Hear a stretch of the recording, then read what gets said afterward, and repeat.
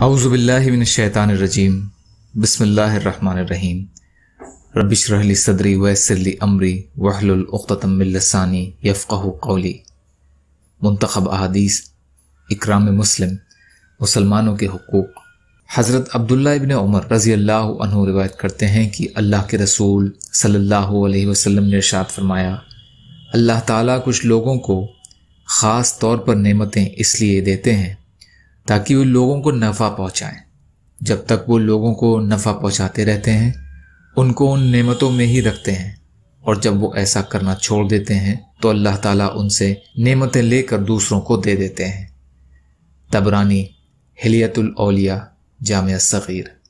حضرت ابو ذر رضی اللہ عنہ روایت کرتے ہیں کہ رسول اللہ صلی اللہ علیہ وسلم نے ارشاد فرمایا، تمہارا اپنے مسلمان بھائی کے لیے مسکرانا صدقہ ہے، تمہارا کسی کو نیکی کا حکم کرنا اور برائی سے روکنا صدقہ ہے، کسی بھولے ہوئے کو راستہ بتانا صدقہ ہے، کمزور نگاہ والے کو راستہ دکھانا صدقہ ہے، پتھر، کانٹا، ہڈی وغیرہ کا راستے سے ہٹا دینا صدقہ ہے، اور تمہارا اپنے ڈول سے اپنے بھائی کے ڈول میں پانی ڈال دینا بھی صدقہ ہے۔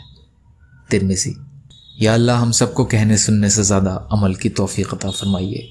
یا اللہ جو مظلوم ہیں ان کی مدد فرمائیے، جو پریشان حال ہیں ان کی پریشانیوں کو دور کر دیجیے، جو قرض میں ہیں ان کے قرضوں کو ادا کروا دیجیے، جو بے روزگار ہیں ان کے روزگار کا ذریعہ بنا دیجیے۔